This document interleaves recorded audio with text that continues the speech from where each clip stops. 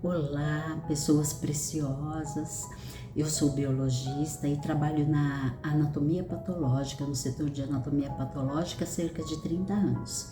Esse é o setor que sai os diagnósticos de todos os tipos de câncer.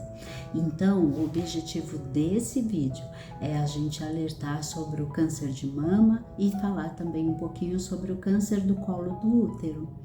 A gente sabe sim que essa doença apresenta alguns sintomas, né? Então o nosso objetivo é fazer alguns alertas, né, para você estar atento, né, a todos esses sintomas, todas essas coisas que vão acontecendo com o nosso organismo, para que a gente procure o médico o quanto antes possível. O nosso objetivo é um diagnóstico precoce, muito precoce, que ele seja subclínico. O que eu quero dizer com subclínico? O diagnóstico subclínico é aquele que a gente não percebe nada a olho nu e nem ao toque. Ele só é possível ser visualizado pelo exame de imagem e é muito pequeno ainda, né? Então, dessa forma, a gente consegue, né, correr atrás do prejuízo se estiver acontecendo alguma coisa com o seu corpo.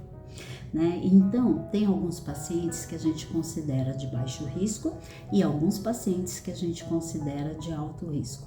Quais são os pacientes de alto risco? São aqueles que têm familiares de primeiro grau, pai e mãe com síndromes genéticas. Familiares de primeiro grau, pai, mãe, irmão, ou então filho que tiveram câncer de mama ou que estão com câncer de mama. Familiar de primeiro grau, pai ou avô que tiveram câncer de mama. Infelizmente os homens também podem desenvolver o câncer de mama. Ou então algum familiar que teve câncer de ovário. Bom, o que é importante aqui é que o seu médico seja informado, né, sobre essa questão familiar, para que ele possa te ajudar o quanto antes, né, e ter condutas assertivas e de prevenção com você, tá certo? E quais são os pacientes de baixo risco? Os pacientes de baixo risco são aqueles que não têm nenhum histórico familiar, mas isso não muda nada, né? Mesmo assim, essas pessoas, as mulheres acima dos 40 anos, precisam fazer a mamografia.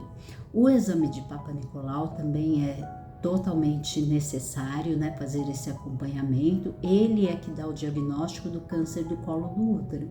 Então, todas as mulheres precisam estar atentos e todos os anos fazer o exame de Papa Nicolau, tá certo? Combinado? Então, quais são os sinais mais frequentes que acontecem nos casos de câncer de mama? Podem aparecer caroço nas mamas, caroço nas axilas, secreção no mamilo, dor nas mamas, inchaço nas mamas, pele com aspecto enrugado, irritação na pele, coloração do mamilo que muda de um dia para o outro, manchas claras, manchas escuras e descamação. Tudo serve de alerta. Todos os sinais que a gente falou, que esses que eu falei aqui em cima para vocês, eles precisam ser investigados por uma equipe médica, não somente no consultório, mas também precisa de exame específico para saber o que está acontecendo, tá certo? Essa é a importância da gente ter o conhecimento, né, para a gente procurar e já estar atento do que a gente precisa fazer. Existe o INCA é o Instituto Nacional de Controle de Câncer do órgão federal.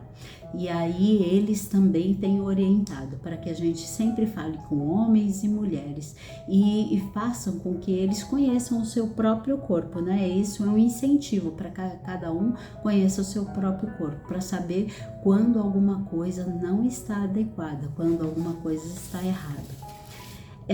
A gente pode fazer a automassagem. A automassagem nada mais é do que você tocar nas suas mamas, nas suas axilas, como se você estivesse tocando um teclado, né? Então você vai fazendo em toda a extensão da mama, em toda a extensão das axilas, para saber se tem alguma alteração ali, tá certo? Existem alguns fatores de riscos, isso é verdade. Mas a gente precisa tomar cuidado, né, pra gente não julgar uma pessoa que tá com câncer. Às vezes a gente faz alguns comentários, né, parece que aquela pessoa estava procurando um câncer mesmo. Não, essa doença por si, ela é muito dolorida e às vezes algumas pessoas que não têm nenhum caso nem de fator de risco e nem que tenha abusado de nada, ela pode acabar desenvolvendo essa doença. Então, no nosso caso, é sempre a gente precisa abraçar, ser mais empático o possível. Combinado? Tá certo. Então, mas a gente pode mudar sim o nosso estilo de vida, isso é verdade, né? Para minimizar os riscos, né? Tudo que tiver ao nosso alcance a gente pode fazer. Então, as condutas inadequadas, como fumar, bebidas alcoólicas, o consumo excessivo de açúcar, né? Alimentação processada deixa o nosso corpo mais inflamado. Aí também tem as questões hormonais que são mais inerentes às mulheres, né? Então, qual que é uma dica excelente? É a gente se manter hidratado.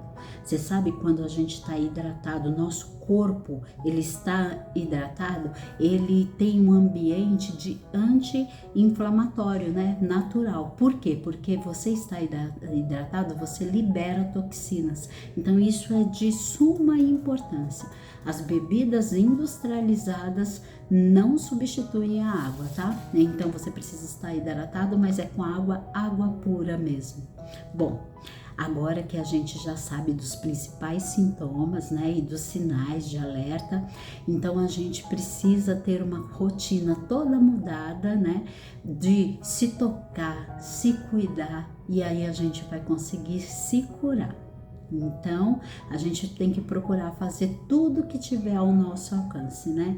Tudo que tiver em termos de alimentação, de sono, de gerenciamento do estresse, tudo que tiver ao nosso alcance. Porque com certeza esse conjunto, né, de condutas que a gente vai tendo, a gente vai ter uma vida mais saudável e com certeza isso vai refletir nas nossas mamas. Um forte abraço.